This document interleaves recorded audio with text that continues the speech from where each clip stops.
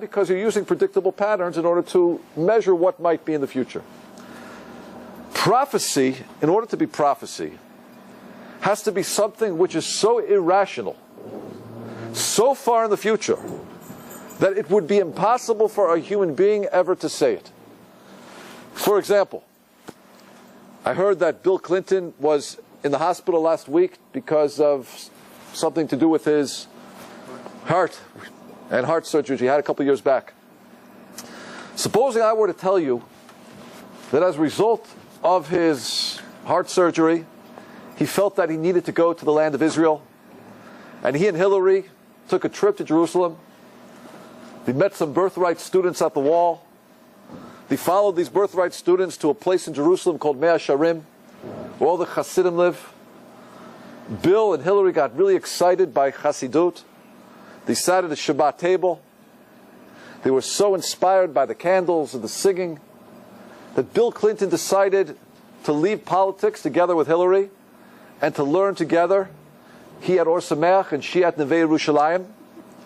And they both became converts to Judaism. And not only did they become converts to Judaism, but Bill is going to be wearing a big furry shtreimel, and Hillary is going to be wearing a wig, and they're going to reside in a little apartment in Mea Sharim, and he's going to dedicate the rest of his life to learning Torah. If I gave a prophecy like that, would that be prophecy? Yeah. I think so. Because everything we see about Bill right now, we don't see anything about his return to Judaism. That would be an interesting prophecy. But I'm going to, or maybe his return to decency, whatever you want to call it. But prophecy has to be even more radical than that. Because prophecy has to be something which has to come true, not in a general way, but in a very specific way to be prophecy. Now let me ask you a question. Why is it dangerous to try to be a prophet? Why is being a prophet a dangerous profession? Number one, credibility. Because if I want to start a religion, for example, and I'm going to say a prophecy, if my prophecy doesn't come true, what does it say about my religion? Yes. It's false. Because what is prophecy? How could you know what's going to happen in the future? The only way you can know the future is if you have a connection to the one who controls the future. Who is that? God. So if I give a prophecy and the prophecy does not come true, I've really shot my credibility in the foot. You know, I don't mean to knock any other religions. You know, I don't like to knock other religions, except when I have to. In Christianity, there happens to be one major prophecy that they have in the New Testament. You know what that prophecy is? The Jew will never return to the land of Israel. Now, that was a safe prophecy to make in the year 500. You know why? Because in the year 500, where were we? We were exiled to every corner of the earth, and Eretz Yisrael was a wasteland. And to say the Jew is never going to come home was a safe bet. There was only one problem. What happened in 1948? We won the War of Independence against 5 invading Arab countries, and we established a new state of Israel. What did that do to that prophecy? Well, you know what the Vatican did with that prophecy? They said it doesn't mean the Jew won't return to the land of Israel. It says the Jew will never return to Jerusalem. 1967. What happened in 1967? The 6 Days War. The Jordanians started shelling us, and we said, just don't shell us. Don't come in the war. We won't attack you. They didn't listen. They believed Egyptian reports that Tel Aviv was burning. And King Hussein entered the fight. We fought back, and we took Jerusalem in 1967. You know what the Vatican did? Jerusalem is an international city. It doesn't belong to the Jews. Guess why they said that? Because their prophecy says the Jew will never return to the land. And the prophecy turned false. Theologically, that could be very dangerous to a religion. So if you want to play the prophecy game, make sure that you have connection with the Almighty who determines the future. Otherwise, your credibility can be seriously hurt. What I want to show you tonight, my friends, is 2 Jewish prophecies. One prophecy we're going to find in one of our texts dating back 2,300 years. And in one we're going to find a prophecy in one of our texts dating back approximately 1700 years. And let's see if we can analyze these prophecies in the criteria of prophecy. Is it something that the writer could not have known? And is it something which came true exactly? And let's see if we could do it together. To begin, we have to have a little introduction to Judaism, Jewish history. We know that Abraham had two sons. One son was Ishmael, and one son was Yitzchak, Isaac. Isaac had two children. Their names were Jacob and Esau. Jacob and Esau were pitted in a mortal combat. It was a fight between, our rabbis describe it as two competing ideologies. Jacob, who were the descendants of Yaakov, is the ideology of connection with God, connection with Hashem, bringing Hashem deep into the world. Esau was the ideology of God, you're not there. You don't exist. This world is just a world of chance and happenstance. Yaakov is the ideology of Hashem. Esau is the ideology of coincidence. God doesn't rule. God is not in control. And that's a fight. And it's a battle that we've had with Esau from the beginning. We know that Yaakov competed with Esau over the right to Eretz Yisrael. And he had to get the blessing that we should have Eretz Yisrael. And we see something very interesting. That whenever Yaakov wanted to come into the land of Israel, there was Esau trying to stop him. We know the story that after Yaakov stole the blessings from Esau, so he had to flee for 22 years. On his way back to the land of Israel, there was Esau with 400 soldiers ready to stop him from coming into the land. We see it again later. We see it throughout history. We see that even when Yaakov was to be buried in the land of Israel, in Hebron, Esau tried to stop it. Why is Esau so interested in stopping the Jew from being in the land of Israel? Well, the reason is because Eretz Yisrael isn't just our homeland, it's a holy land. Three major religions had their origin in Eretz Yisrael. You know why? Because there's something in the land of Israel that makes you want to connect with God. You know, the word for Eretz Yisrael, if you translate the word Eretz means land in Hebrew. But if you break up the word into its component parts, it means aniratz, I run. Eretz Yisrael is a place where you want to run. Where do you want to run? The word Yisrael means Yashar El, straight to God. There's an energy there, you want to connect to God. And when the Jew is in the land of Israel, you can bring God into the world in a way that you can't do anywhere else. And when God's in the world, it's a different world. It's no wonder that Esau tried to stop us whenever he could. Now it's interesting. Esau had a son. His name was Eliphaz. Eliphaz had a son. His name was Amalek. Amalek. Amalek was instilled with a hatred for the Jewish people. And this nation, Amalek, it's a mitzvah actually to wipe them out. We don't know who they are today, so please no one try. But this nation was a nation that attacked the Jewish people whenever we wanted to come into the land of Israel. Interesting. First time we meet Amalek, guess where it is? We came out of Egypt, the Red Sea split, we were marching towards the land of Israel. All of a sudden this nation called Amalek crossed all the way over from Saudi Arabia, 500 kilometers, to attack us so we couldn't come into the land of Israel. Very interesting. What did they have against us? Were we conquering their territory? Were we invading their water rights? Why did they hate us that they needed to attack, to travel 500 kilometers to attack the Jewish nation? And we had just been liberated from Egypt. We had just split the Red Sea. We were a very, very awesome nation, and they were afraid. But they wanted to stop something. What did they want to stop? They knew when the Jew gets into the land of Israel, God comes down deeper. And when God comes down deeper, guess what? It's not a world of coincidence anymore. It's not a world of chance. It's a world where you have to live up to the responsibility of, how can I be like God? And they wanted to stop that. Guess what mitzvah Amalek hates the most? Guess what mitzvah it is? The mitzvah that it says they hate the most is the mitzvah of circumcision. In fact, the Medrash says that when they would kill the Jews, they killed some Jews in the desert, they took the circumcision and they threw it back up to God and said, God, this is yours. We don't want it. They hated circumcision. And I want you to keep that in mind. Because circumcision, Brit Milah, represents for us the idea that you're not free to be an animal. You have to take the animal part of you and use it in the service of Hashem. You have to control. You have to channel. You can't just do what you want to do. That's what Brit Milah represents. And they said, no, we want to be animals. We want to be free. We don't want a conscience. We want to do whatever we want to do. We hate the Jewish people. We hate Brit Milah. That is Amalek. We meet Amalek another time. We're in the land of Israel for 500 years. We build a temple. It's up about 480 years. The temple is destroyed. We're exiled to Babylonia. The Babylonia is coming to an end. The 70-year exile coming to an end. Babylonia is attacked by Persia. We're about to return to the land.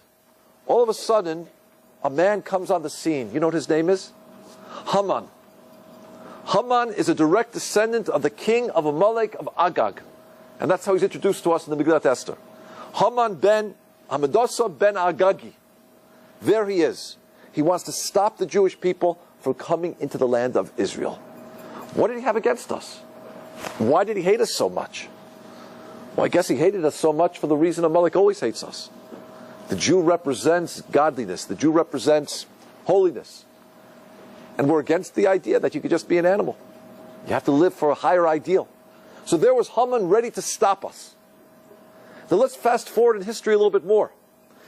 In the 1880s, a movement began in Europe, a movement called Zionism. And this was a movement whereby, after 2,000 years of exile, there was excitement in the ghettos and in the pales and the settlements all through Russia and all through Eastern Europe and into France. And it was a movement to bring the Jew back to the land of Israel, the Zionist movement. In 1919, Lord Balfour of England signed a declaration that Palestine is officially the Jewish homeland. They have a right to live there. After that began a wave of immigration from Europe into Eretz Yisrael, back to the land. An amazing movement after 2,000 years of exile. Guess what happened? 1933, a man emerges on the scene of history in a place called Germany. And all of a sudden he espouses an ideology that we have to destroy the Jewish people. We have to uproot them. We have to kill them wherever they are. Could we say that maybe he wanted to block our return to the land of Israel? The question I want to ask everybody is Germany the modern day Amalek? Can we say that Germany is the descendants of this nation Amalek, who has one mission, which is to destroy the Jewish people? And they hate us because we represent the Almighty. And they don't want God in their lives, because God in your life means I can't do whatever I want to do. Let's see if we can prove that Germany is the modern descendant of this place called, of these people called Amalek. I'm going to show you right now a statement from our rabbis.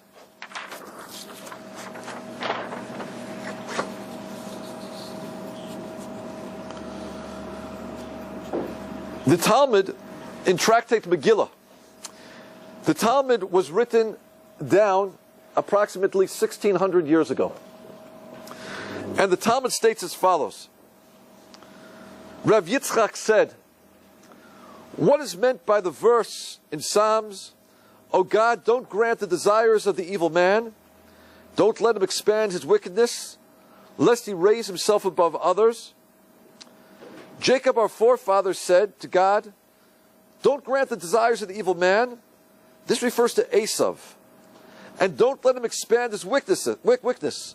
This refers to Germania of Edom. For should they go forth, they would destroy the world. Let's stop and pause there for a moment. I'm very concerned.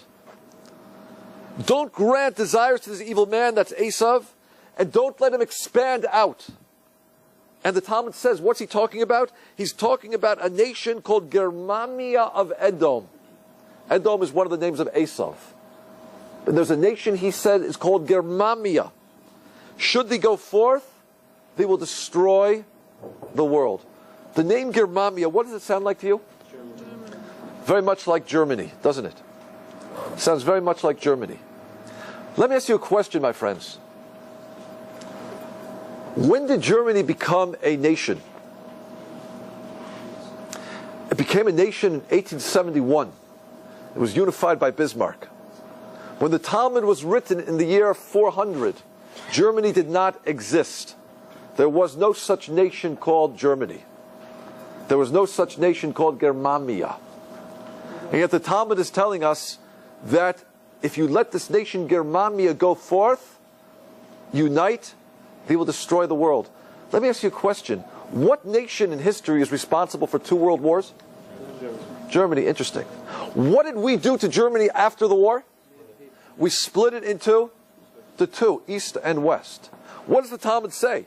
Don't let this nation called Germania unite, because if you do, they will destroy the world. Rabbi Chananah ben Chanina said, there are 300 crowned princes in Germania of Edom, and 365 chieftains in Rome. And every day one goes out to meet the other, and one of them is killed. And they all have trouble appointing a king again. What does that mean? There are 300 crowned princes in this place called Germania. Well, I have a copy over here from The Rise and Fall of the Third Reich by William Shirer, and it says, by the end of the Middle Ages, which had seen Britain and France emerge as unified nations, Germany remained a crazy patchwork of some 300 individual states. That's very interesting. There's no country called Germany. There's only what the Talmud describes, a place called Germania, made of 300 princedoms, 300 kings. You know, it's very strange, by the way, that there should be such a thing. There's never been anything like that in history. A country the size of Texas with 300 princes. And yet the Talmud is describing something that wasn't going to exist for 1,500 years. And tells us exactly how many princes and the name of this place. And not only that, the Talmud tells us, the Talmud says, there are 300 crowned princes in Germany of Edom, 365 chieftains in Rome. Every day one goes out to meet the other, and one of them is killed. You know, if you study in the history of the Middle Ages, it's a constant battle between what 2 empires? Between the Vatican in Rome and what's called the Holy Roman Empire, which was the area that combines Germany. It was a constant battle, the 30 Years' War, the 100 Years' War. What happened in 1939? Who did Hitler sign a treaty with? What country? Russia. He signed a treaty with Russia, which he broke. He signed a treaty with another country, which he never broke. Italy. It seems that the Talmud tells us the way to keep this country down is never let them join together and keep them fighting with Italy, with Rome. Because if they're going to join together, and if they're going to fight with Rome, and they're going to be an ally with Rome, they're going to be very dangerous. Very interesting. The Talmud is giving us a name. It's giving us a description of how many princedoms. It's telling us about the way it's going to interact with Rome, constantly fight. And it's going to tell us what happens if it's unified. And it's going to be very dangerous. How does the Talmud know about this nation Germania that did not exist till 1,500 years later? But my friends, it doesn't stop there. Let's keep going. Let me ask you a question. When you think about the German people, has anyone ever been to Germany? You've been to Germany? You have German? My parents are German. So are mine. When you think about the German people, you have to know something about them. They're extremely polite. Very, very polite. They're always using words like bitteschön and dankeschön, please, and thank you. But it's interesting, the Kaiser Wilhelm in 1919, he came to Israel, and he came to Jerusalem. Has anybody been to the Jaffa Gate in the Old City? The Jaffa Gate in the Old City, I don't know if you can read that so well, but I'll read it to you. At the Jaffa Gate, you'll notice, is larger than the other gates. The reason is because the Kaiser Wilhelm, when he came, he wanted to ride through the old city sitting on his horse. So they had to expand the Jaffa Gate to make it high enough for his helmet while he's sitting on his horse. So the Jaffa Gate to this day is very high. Now, it's interesting. When he came to Jerusalem, many Jews went out to make a blessing over him. Because there's a special blessing that you say when you see a king. It's a blessing that says, "Blessed are you, Hashem, who has given power and might to flesh and blood." So many Jews actually went out to say the blessing over Kaiser Wilhelm. However, it says that the chief rabbi of Jerusalem, his name was Yosef Chaim Sonnenfeld, it said he refused to go make the blessing over the Kaiser of Germany. And the reason why, he said, is because he had a tradition from the Vilna Gaon that the German nation is from the seed of Amalek. They exhibit classic symptoms of Amalek: externally polite and friendly, but harboring a deep and bitter hatred of the Jewish people.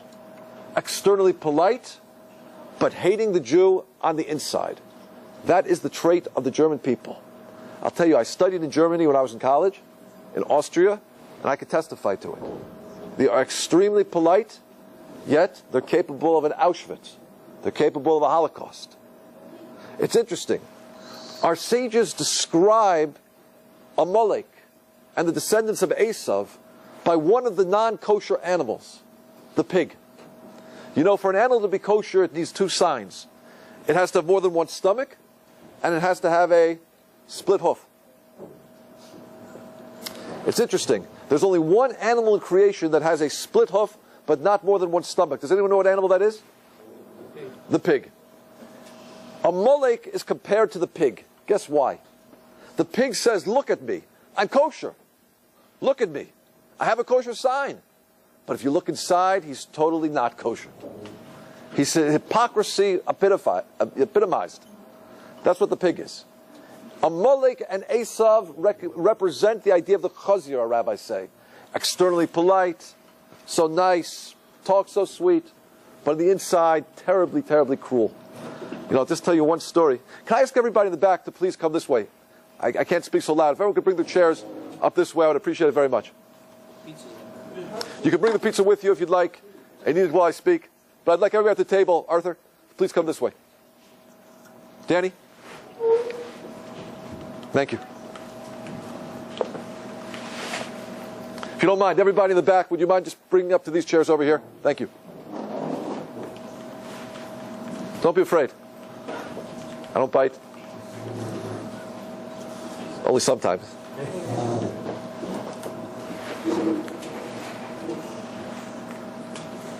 Bring the pizza with you, everybody. Pass it around, okay? You can bring it here and pass it to people who need pizza, okay? Maybe that's easier.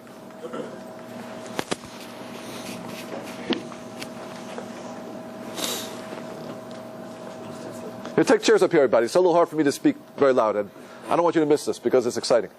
At least I think it is. Okay.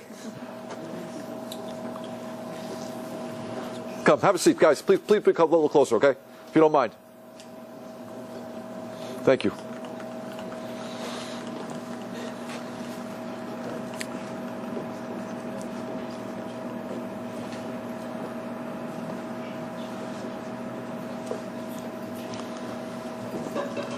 You know, so we were mentioning that Amalek is compared to the idea of the pig.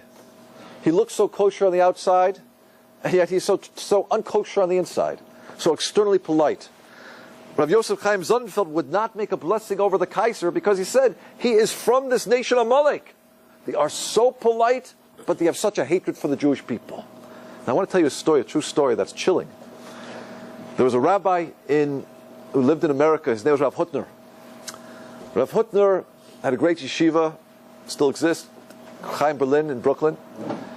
After the war, in 1945, a man came to see him in America, and he turned to Rav Hutner and he said to Rav Hutner, he said, "Do you recognize me?"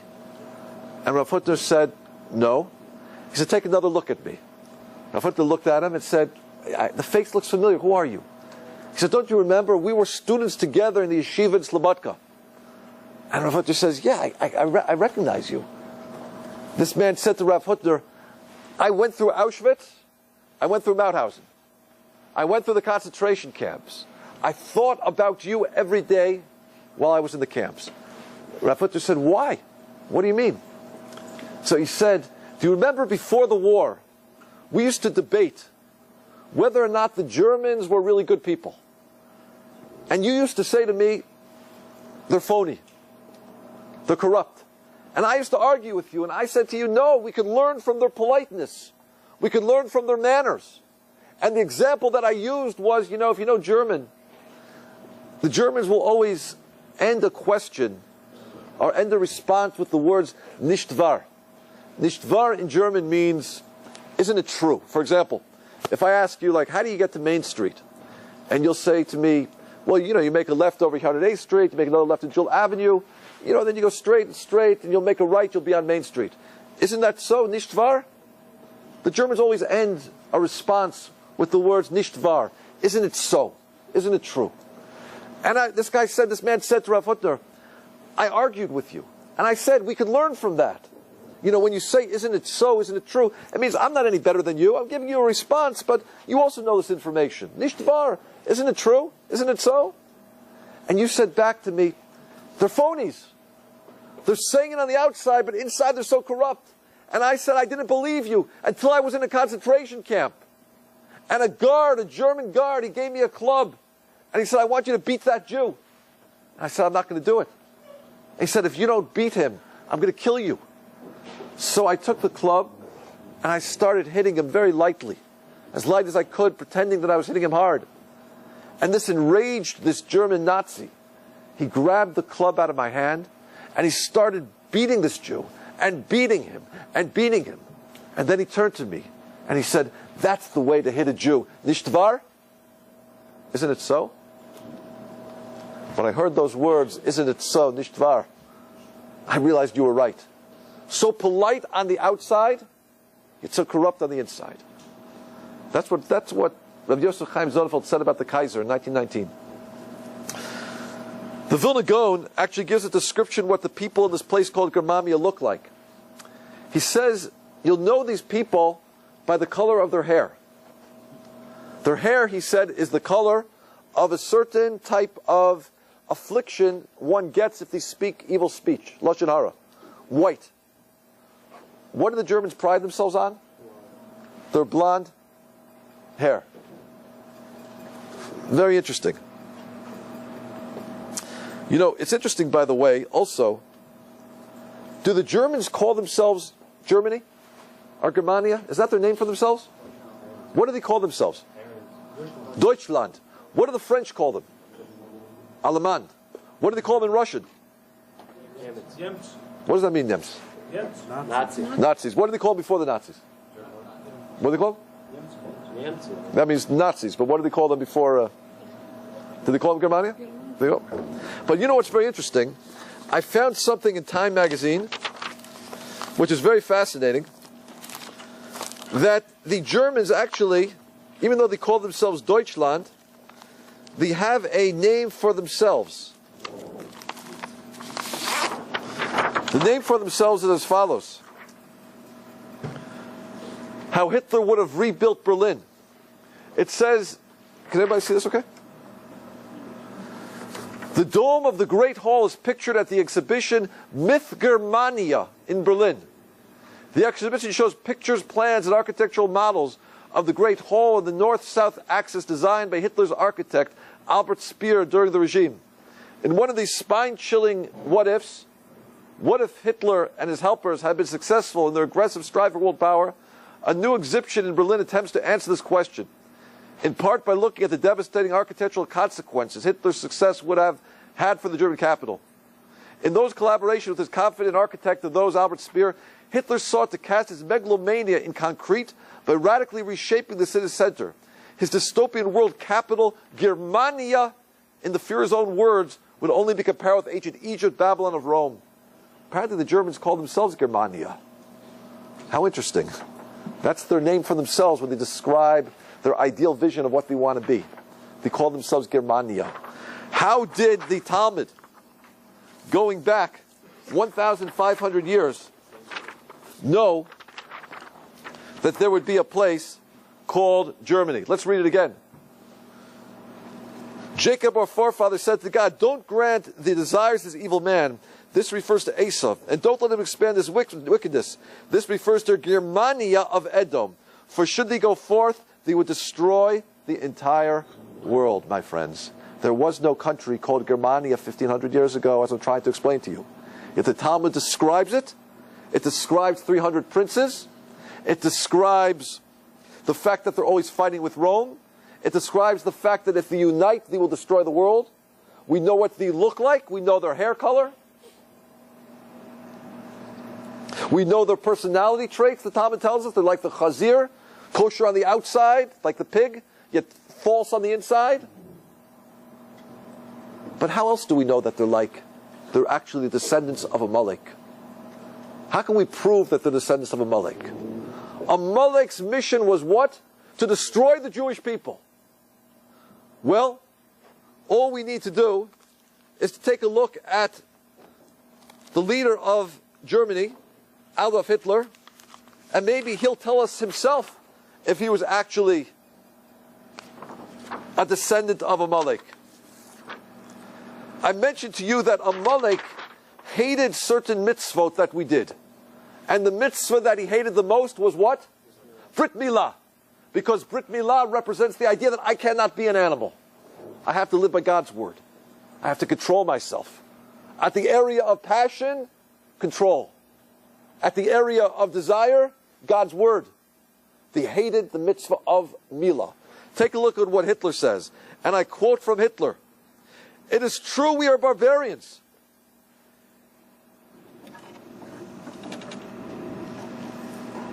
Right over here. It is true we are barbarians. It is an honorable title.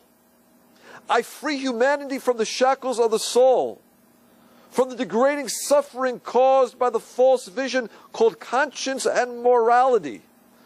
The Jews have inflicted 2 wounds on mankind. Circumcision on the body and conscience on its soul. What mitzvah did Hitler hate? The mitzvah of circumcision. The Jews have inflicted 2 wounds on mankind. Circumcision on its body and conscience on its soul. Why did Hitler hate Brit Milah like that? If not that he was a descendant of Amalek. If Amalek's vision was to wipe out the Jewish people, Hitler was fulfilling that mission. And he hated the Jewish people. You know, I just read recently that Hitler also hated other mitzvahs that we did. Apparently Hitler had a phobia of the moon. Whenever he saw the moon, he was terrified of the moon. What is the mitzvah, or what luminary symbolizes the Jewish people? The moon. It's the way we calculate our months. It represents the idea that you can always change, just like the moon is changing. It's also interesting, Hitler hated one of our holidays. Guess which holiday that was? Not Passover, no. Not Yom Kippur. Purim. He made a decree when they invaded Poland in 1939 that it was forbidden for the Jews to keep Purim. He hated Purim. Because what happened on Purim? We defeated Amalek. We defeated Haman. He hated Purim. He hated Brit Milah. He said the Jewish people has brought conscience to the world. Why did Amalek want to kill us? Because we bring God down to the world. Hitler's telling you exactly who he is. So my friends, what do we see? We have a document written 1,500 years ago called a Talmud. It describes a place called Germania, a place that didn't exist for 1,500 years. We get a description of how many princes are going to be there, 300 to the T. We get a description of what happens when they unite. They'll destroy the world. We get a description of the fight they had with Rome. We get a description of the fact that they unite with Rome. They're very dangerous. It's interesting, by the way, in World War II, Hitler never broke the treaty with Mussolini. Never. He seemed to understand deep down that I have to be united with Mussolini, with Rome, with Italy. We get a description of their hair color, blonde. We get a description of their personality traits, polite on the outside, yet corrupt on the inside. And Hitler himself tells us that the mitzvah that he hates the most is the mitzvah that Amalek hated the most. Okay. My friends, if I stopped right here, could we walk away tonight and say perhaps Germany is without a doubt Amalek? Do you think we could have? Thank you very much. Thank you very much, Adam. Baruch atah Adonai Eloheinu melech haolam she'achol nidava.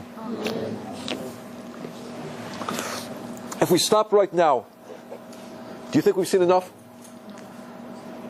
Could we at least say it's very likely that the Talmud is describing a place which is going to be Germany and a place which is going to be the seat of Amalek? What do you say? Yes?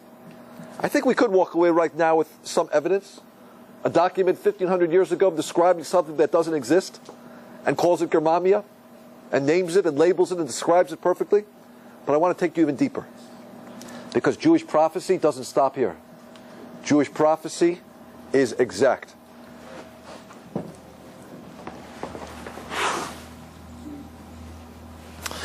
Let's go back now to the time of Purim. What happened during the Purim story? Well, we know that a man called Haman emerged, and Haman wanted to destroy the Jewish people. The whole story of Purim is a story of the fight between Haman and Mordechai. And everything that Haman tries to do to us is reversed against him. It's a story that shows that there are no coincidences in the world, that everything is moving and being directed by God behind the scenes. Now let me show you something which is very, very interesting from the Megillah. The Megillah was written, we should know, by Esther and Mordechai. It was written after the events, going back 2,300 years ago.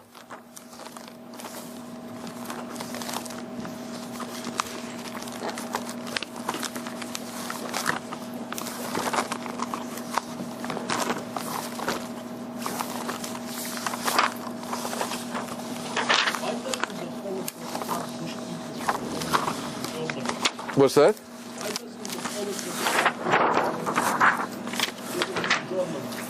I'm sorry, what's the question? He's asking why there's still Jews living in Germany. Why are there Jews living in Germany?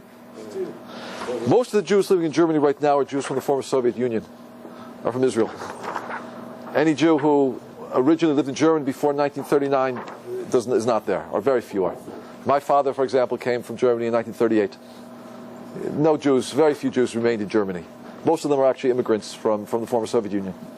Those are most of the communities right now. They don't go to the East Germany, they go to the West Germany. Right, because East Germany was communist until very recently. It was not a higher standard of living. If they want a higher standard of living, they go to West Germany.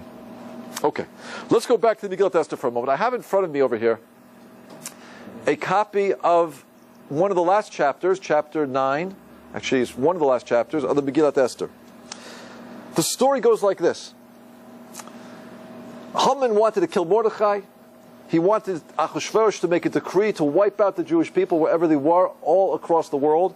It would have been a genocide, because at that point in history, by the way, Achashverosh controlled the entire world. So if he made a decree that the Jews should die, it would affect Jews everywhere. It was never like that in history. For example, during the Holocaust, the Jews in Europe were in danger, but the Jews in America were not. The Jews in Uzbekistan weren't as in much danger as the Jews in Poland and other parts of Russia.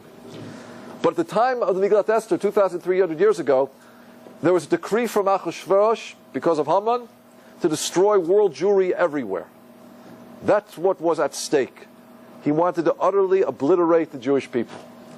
We know the story works out in a way that instead of Mordechai being hung, Haman is hung together with his 10 sons. At the end of the Megillah, we read about the hanging of the 10 sons. And this is actually what the Megillah looks like. And we put the English in the middle. These are the names of the 10 sons. And it's actually a mitzvah to read them all in one breath. You're supposed to do it very quickly. I can't do it so well. But it says, you have to read all 10 sons in one breath. And it's very interesting, by the way. The Megillah writes it like this, like a column, and then follows it by a column of ve'etz. You know, in the Hebrew language, the word et doesn't mean anything. It's a pointer. It points to something. It points to a direct object.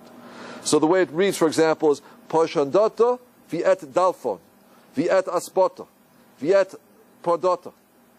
Always pointing to the next one that comes. But the way Esther and Mordechai wrote it is they wrote a line of the 10 sons of Haman, 1, 2, 3, 4, 5, 6, 7, 8, 9, 10, and a line of 10 vi'ets, pointers. And this is the only place in the entire Torah, by the way, on the entire writings, where things are written like this. You know, for example, there are other places where things are written. I'll show you. You know, for example, the Torah is written more like this. If you look inside the Torah, it always has the appearance of columns. Upside down.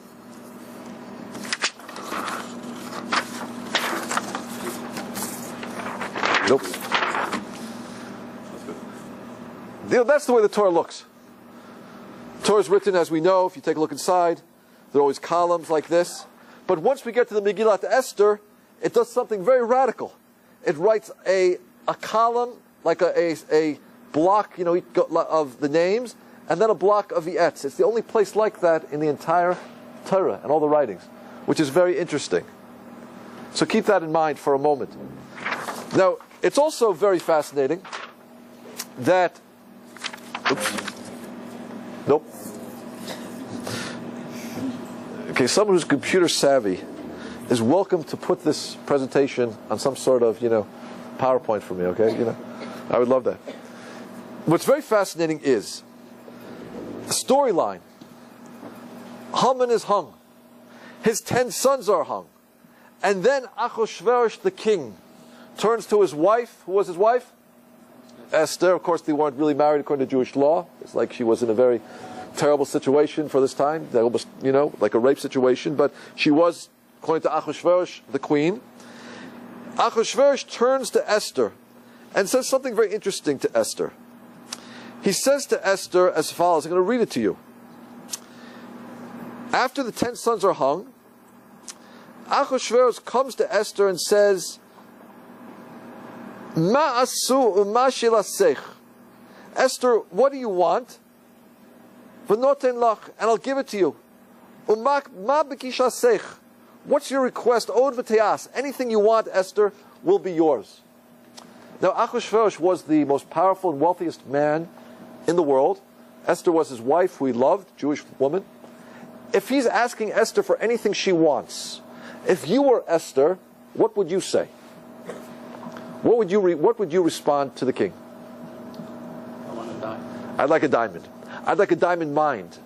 I'd like South Africa with most of the diamonds in the world. I'd like it all. And Achashverosh could have given it. He controlled the entire world. And Esther is asking for something, and Achashverosh says to her, whatever you want, Esther, it's yours. Ma she'elasech, ma b'kishasech od b'te'as, it will be. Listen to what Esther responds. It's underlined. I'm going to read you the Hebrew to show you that I'm a rabbi, that I know Hebrew. I'm really just showing off, okay? But V'tomer Esther, and Esther says, Im al melech tov, if it pleases the king, Yinaten gam machar liYehudim, please allow it to be done tomorrow for the Jews. Asher b'Shushan, who are in the city of Shushan, la'asos kedas hayom, and do like that which was done today. V'yes aseres b'nei Haman yitlu ala eitz, and let the 10 sons of Haman be hung on the tree. I'm going to say that to you again without the song. Achashverosh says to Esther, Esther, whatever you want, it's yours. Esther says back, please, if it pleases the king, let it be tomorrow, like that it was done today, and let the 10 sons of Haman be hung on the tree. What's wrong with what Esther just said? Well, if you look at the few verses before, we see that there are 10 sons already hung. Why is Esther asking that 10 dead men be hung? She can ask for whatever she wants. And she's asking for 10 dead sons to be hung? What is she doing? What does that mean? So let me tell you something. Does everyone see the problem? One more time. 10 sons of Haman, 10 viets, 10 pointers. The next verse in the Megillat Esther, Achashverosh says, Esther, whatever you want, it's yours. And Esther says, if it pleases the king, please allow, like it was done today, let it be done tomorrow, that the 10 sons of Haman be hung al ha'etz, on the wood, on the tree. Why is Esther asking that 10 dead men be hung? Isn't that the same thing, comparison when King Saul went to war against King Og, and when he was about to capture the city, Shmuel, Samuel the prophet said, make sure you kill all the cattle. Right. Okay, a little different story. That was a story that went back a few generations. That just shows how Agag survived and how Haman came out of it. But let's just stick with the question. The question over here is, why is Esther asking that 10 dead sons be hung? Now I'll tell you something, everybody. This question has bothered Jewish commentators, rabbis, for the last 2,300 years. Because it makes no sense. Esther is asking for 10 dead men to be hung. Does she know they're dead? She knows, sure she knows they're dead. Maybe she's referring to their sons. Oh, no, these are the sons. Well, these are. Oh, well, no, she's saying that. She says very explicitly, though, Julia. She says the 10 sons of Haman. V'yet aseres b'nei Haman, the 10 sons of Haman, yitlu ala eitz, should be hung on the tree. The already revenge is right there. They're hanging. In fact, the way the Megillah writes it, like a scaffold. It says, like a gallows to show you that they're dead. Don't think they're not dead. It's the only place in the whole Torah where it's written like this. They're already hanging. They're already hanging there. They're hanging there, Ron. What? I'll tell you something. This question is a question which bothered us for 2,300 years. Why is Esther asking that 10 dead men be hung? They're dead. And let me ask you a question, everybody. The Megillat Esther is all about God operating behind the scenes. Maybe it shows to him that this is the only most valuable thing and the most important thing that she could wish for. That what, the As 10? opposed to, no, what I'm trying to say is that since he gave her the opportunity to wish for anything that she wanted, Yeah. and she's probably trying to show him that the most valuable thing that she ever wanted was what he already did. Okay, but why say it in the future? Let it be done tomorrow, like it was done today. The 10 sons of Haman be hung. Why is she mentioning tomorrow? Okay, listen, everybody. In the Megillat Esther, who are the main characters in the Megillat Esther? Achashverosh, good. Esther, who else? Mordechai, good. Who else? Haman, who else? Vashti, good. Who is conspicuously absent in the Megillat Esther? God. God's name is not mentioned once in the entire Megillat Esther. How interesting. One would expect a scroll that's talking about God's miracles to mention God. God's name is not mentioned once in the entire book. What's the reason? The reason is because the whole miracle worked behind the scenes. You had to follow all the threads and put them together and realize this isn't a coincidence. Line them all up. If I roll a dice and it lands on 6 once, I say, okay, I got lucky. It lands on 6 twice. Pretty good. It lands on 6 the 3rd time. What's going on over here? It lands on 6 the 4th time. The guy I'm playing dice with takes out his gun and shoots me because I must be cheating. When things happen over and over and over again, you don't say coincidence. Megillat Esther trains us to see that God is behind the scenes. God says, you're not going to see me, but put all the pieces together and you'll discover me. So therefore, Mordechai and Esther purposely leave the name out to teach us that the whole point of the Megillah is to find God behind the scenes, like we have to do in our lives now, by the way. That's a lesson for us in the Galut, in the exile. Okay. We do have a tradition, however, that there is a hint to God in the Megillah. What's that hint? The hint is as follows. The hint is, excuse me, sir, you're welcome to collect after, okay? But not during the lecture.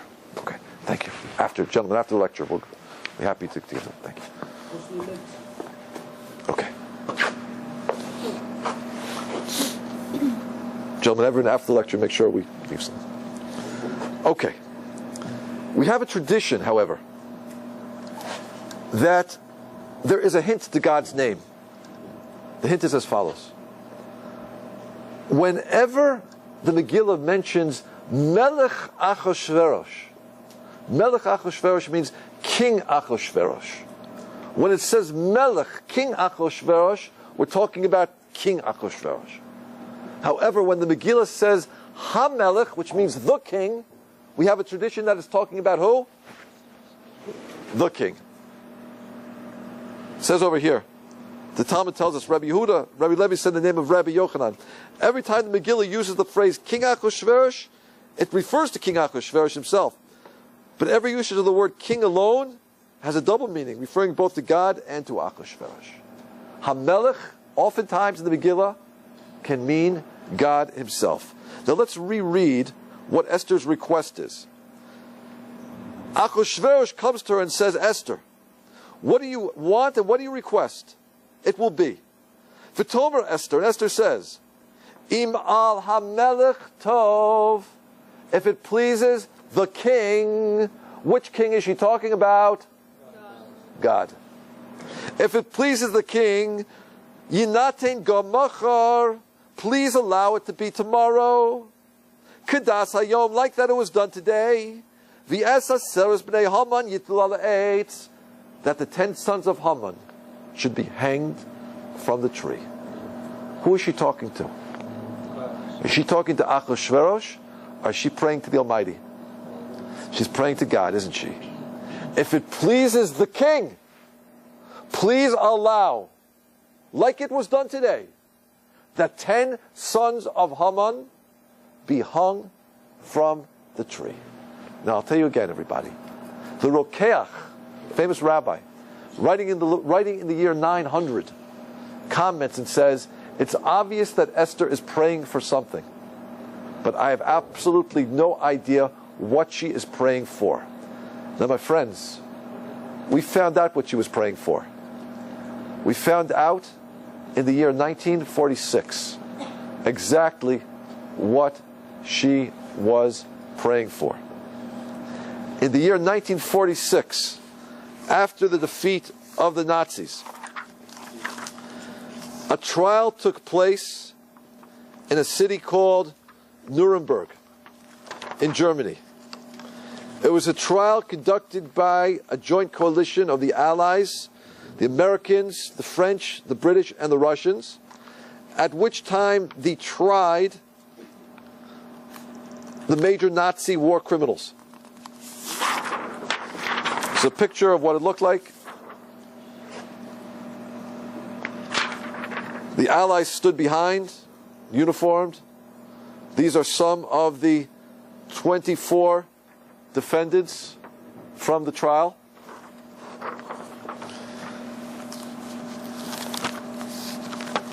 At that trial, it turned out to be a testimony for what the Nazis did and the evil that they perpetrated. Is that the right word?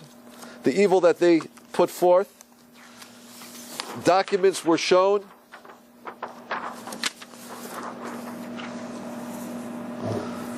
It's a picture of the German generals signing the unconditional surrender.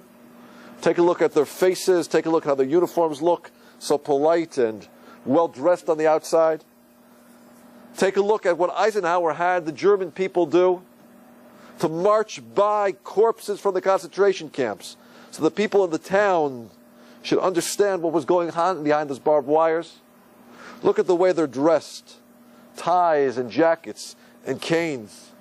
So polite, so externally kosher.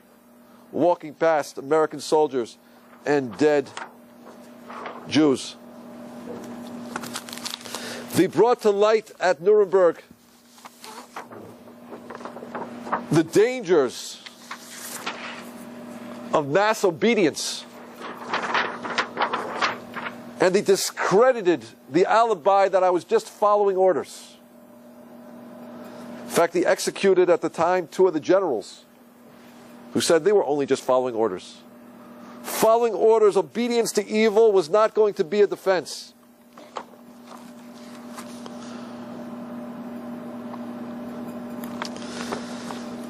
The trial was concluded in June 1946.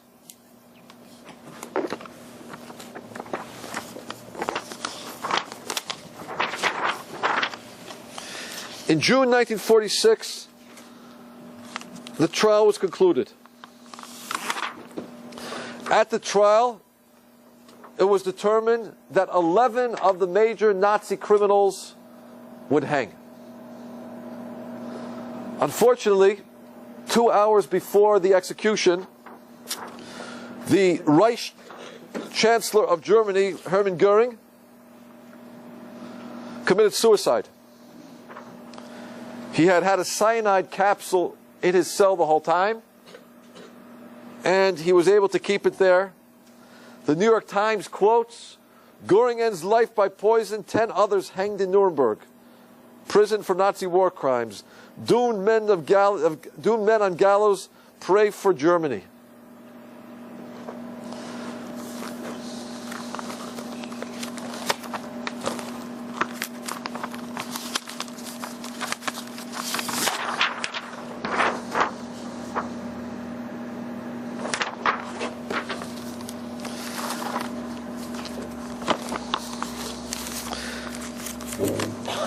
Life magazine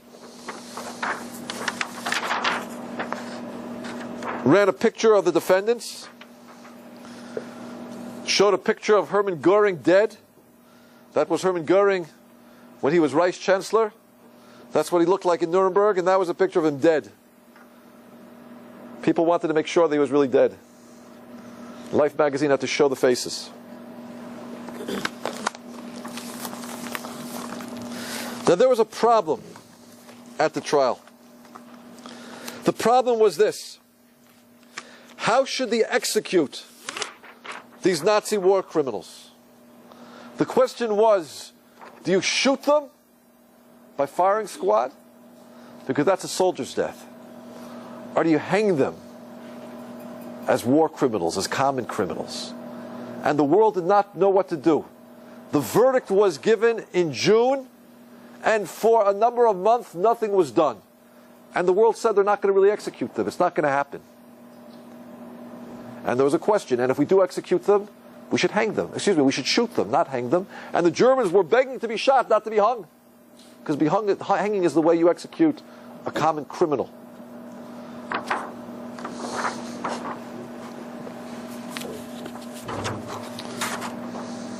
Let's go back to the Megillah for a moment.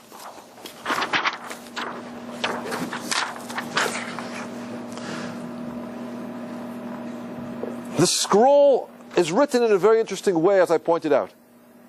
The only place in our entire Torah where there's a scaffold. You know what a scaffold is? Like one on top of the other. And another line of vi'ets, which are like pointers. But there's something also very unusual in the way Esther and Mordechai chose to write the names of Haman. And let me show you what those are. We have a tradition that the letters in any of our holy works have to be written the same size. If we were to take all of the letters in our Torah and in our writings and our prophets, we have over 600,000 letters. There are 305,000 letters alone in the Torah. I know that because I stayed up one night counting them. And if we add the prophets and the writings, there are at least another 275,000. So we have perhaps 600,000 letters of equal size in our writings. However, listen carefully. There are 23 letters out of those 600,000 which are either larger are smaller. Interesting. In the names of Haman's sons, we happen to have 4 of them right there. In the name Parshandatza, we have a little, can everybody see it? We circled it. A little tough. In the name of Parmashata, we have a small shin. In the name of Vaizota, we have a small yud. And next to it we have a large vav. Now again, 600,000 letters in our Torah and writings. Only 23, I believe, are of different size. And 4 of them happen to be within the space of 10 words. Significant? We think so. My friends, for 2,300 years, we had no idea why Esther, when she wrote the Megillah, chose to write a small letter in Parshat Data, a small shin, a small yud, and a large vav. We had absolutely no idea for 2,300 years. When did we discover it? We discovered it very, very recently.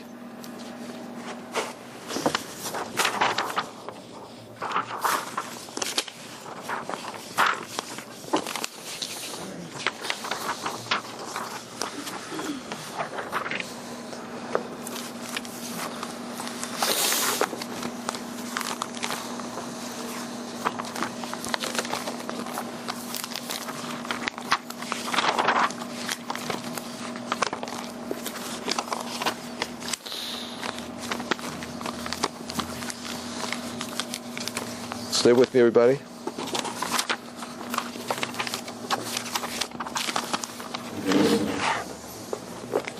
Right, here we go. Let me show you what we discovered. You know, we know that a letter in the Hebrew alphabet is not only a letter, it also represents a number. The Tuf is a number 400. Shin is 300, and Zion is 7. If we go back to the Megillat Esther again, what do we see? We see a Tuf, 400, a Shin, 300, and a Zion, which is 7. You add it together, it is 707. Now it's interesting. The year 1946 came out to be the year 5,707. The year that these Nazis were hung was the year 5,707. Now think with me for a moment, everybody. How many times in Jewish history has 707, the year 707, come about? They were hung in the year 5,707. Esther wrote the Megillah. It was probably the year 2,707. How do we know Esther wasn't talking about 3,707 or 4,707? How do we know she meant 5,707, which would correspond to 1946, the year of the trial at Nuremberg? How do we know that? Well, you know how we know that? Think for a moment, everybody. Adam was created in year 1. So that was year 1. After that, 707 years later was the first time 707 appears. 1,000 years later, it's 1,707, twice. 1,000 years later, it's 2,707, 3 times. 1,000 years later, it's 3,707, 4 times. 1,000 years later, it's 4,407, 5 times. 1,000 years later, it's what? 6 times the vast. It's the 6th time, which is 5,707. 707 has occurred how many times?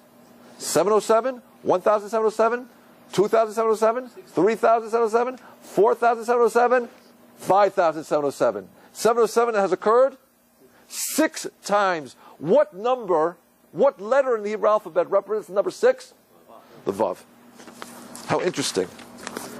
Esther not only gives us the year, Tuf Shin Zion 707, she tells us what millennium. the big Vav.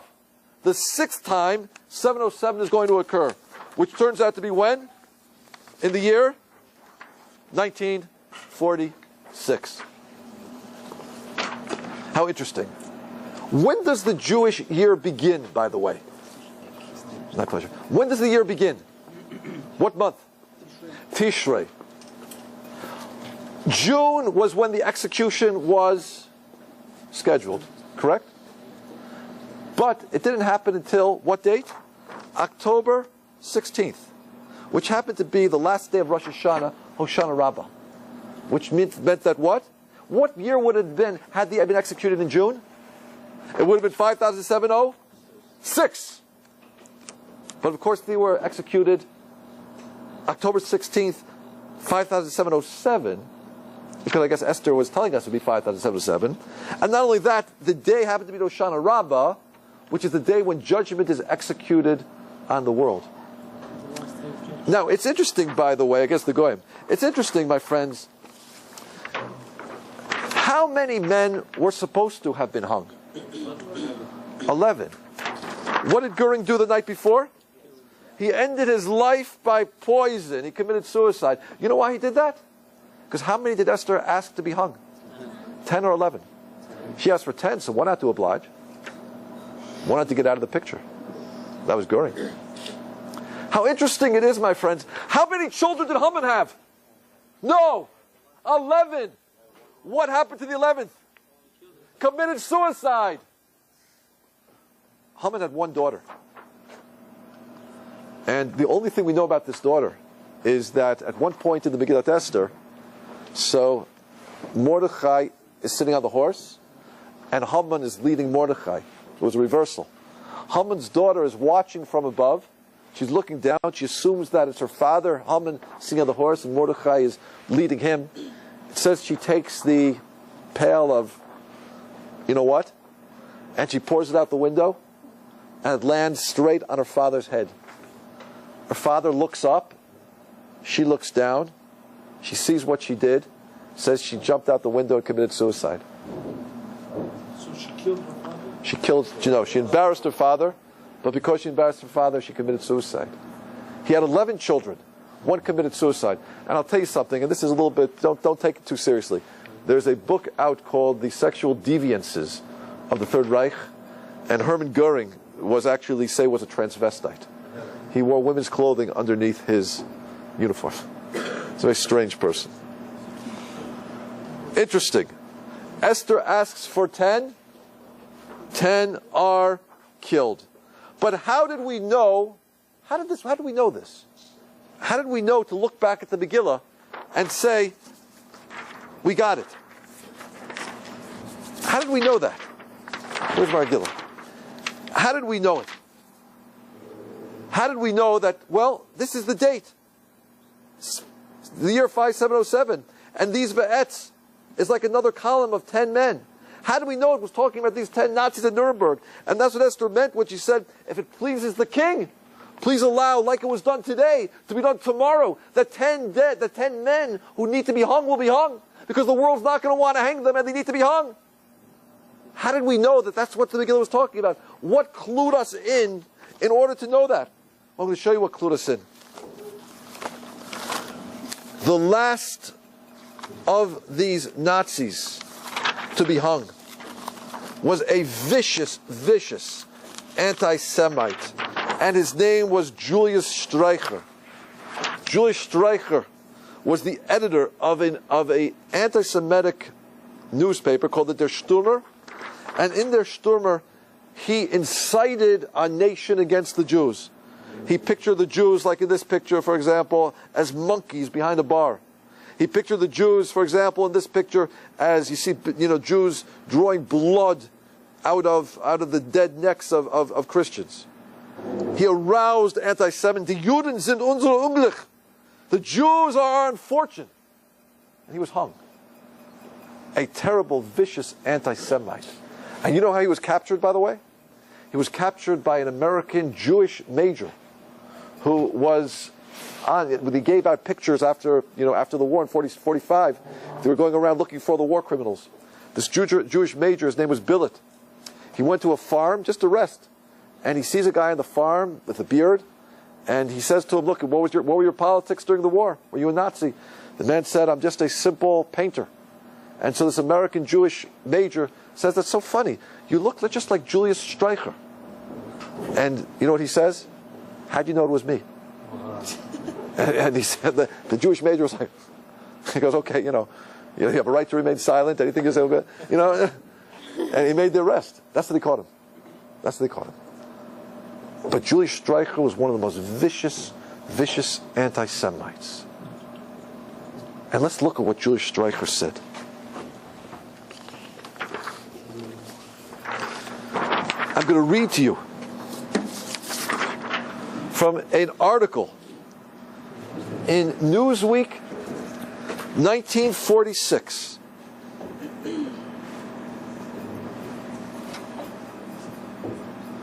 Newsweek, October 28, 1946, Foreign Affairs page 46. It calls it the 13 Steps. Frantic prison officials determined that no other victim should escape them. At once shackled the 10 surviving convicts in their cells. Then in 90 minutes, in the early hours of October 16th, they followed each other to the gallows. Former Foreign Minister Yochanan von Ribbentrop, pale and disheveled, but unflinching, inheriting Göring's #1 spot, flanked by American MPs and a chaplain, he walked the 35 yards from the cell block to the brightly lighted gymnasium at 1:11 a.m. Blinded by the glare, he stood inside the door, facing the 3 black wooden scaffolds erected on a floor where GIs had played basketball only 4 days before. The manacles were removed and his hands bound behind him, and a black leather thong. Then Ribbentrop walked steadily to the foot of the 13 steps.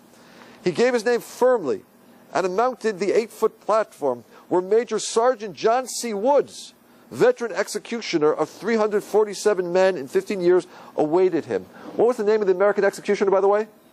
John C. Woods. What did Esther ask for, by the way? That the 10 sons of Haman be hanged on the 8s. What does 8s mean in Hebrew? Wood. How interesting that the executioner's name was Woods. It's a joke. I don't take it too seriously. That's just a joke.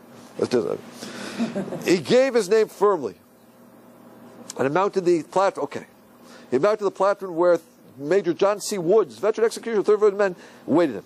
He stood on the trap beneath the rope suspended from a heavy wooden beam overhead, while an army belt was pulled tightly around his ankles. God protect Germany. God have mercy on my soul, he said in a ringing voice, and then asked, may I say something else? An American officer nodded. My last wish is that Germany realize its unity, and an understanding be reached between East and West. I wish peace to the world. He stared straightly ahead, lips tightly set, as the black hood dropped over his head. Then came the noose, and the trap banged open at 1:16. While the stiffening body still hung behind the screen that hid the gallows' dark interior, 3 knocks sounded at the gymnasium door. And Field Marshal William Keitel, clothes neatly pressed and shoes shined, entered.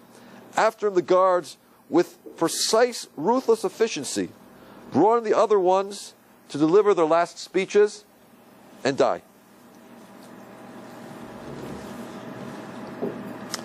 Let's read now about the last of these Nazis to be hung. The last of these Nazis to be hung was Julius Streicher. Only Julius Streicher went without dignity. He had to be pushed across the floor, wild-eyed and screaming. Hail Hitler! Mounting the steps, he cried out, and now I go to God. He's going to be in for a big surprise. He's going to hell. He stared at the witnesses facing the gallows and shouted, Purim, 1946! And Newsweek comments, Purim is a Jewish feast.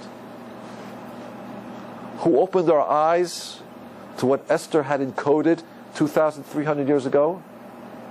No other than one of Haman's descendants, Julius Streicher. This is an enactment of the hanging of the 10 sons of Haman. And when he said it, we saw it. Tuf Shin Zayin, 5707. There was the date encoded. There was Esther's request. Please, Hashem, allow these 10 Amalekim to be hung.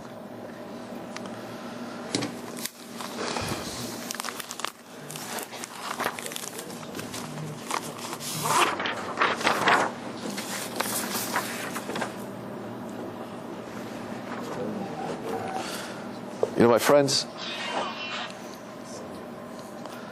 I tried to show you tonight something which I think is very extraordinary. We saw 2 prophecies. We saw a prophecy about a nation called Germania that, if let unite, will destroy the world. Why is it a prophecy? It's a prophecy because when it was written down 1,500 years ago, there was no such place called Germania. And yet we did see a description of how many princes lived there, or will live there, 300. We see a description of what type of hair they will have, blonde. We see a description of their personalities, arrogance. We see the fact that when they unite, they're dangerous and will destroy the world. We see a description of how they will always fight with Rome. And when they stop fighting, they'll be very dangerous. Our rabbis were writing this when there was no such place called Germany. Where did they get the information from? Unless they were in contact with the one who controls history. And then we see a Megillah of Esther, a document written 2,300 years ago. And Esther encodes a date. And the date is the exact date when the 10 sons of Haman in Nazi guise are hung at Nuremberg. And her words where she says, please allow tomorrow, like was done today, becomes totally clear. How could Esther have encoded that date, the exact date, unless she herself, as a prophetess, which she was in contact with the one who controls the flow of history? My friends, these are 2 examples of Jewish prophecy. Specific, exact testimony that there is an Almighty, and our prophets had communication with Him. And the documents that we possess, called the Torah and the writings, are documents which were written through the hand and the mouth of God. And my friends, you and I sit here as Jews, and this is our heritage. This belongs to us. This belongs to you. It belongs to me. This is what we have. We have something so real, so beautiful, so alive. Something so divine. How fortunate we are. How fortunate all of you are. How fortunate I am.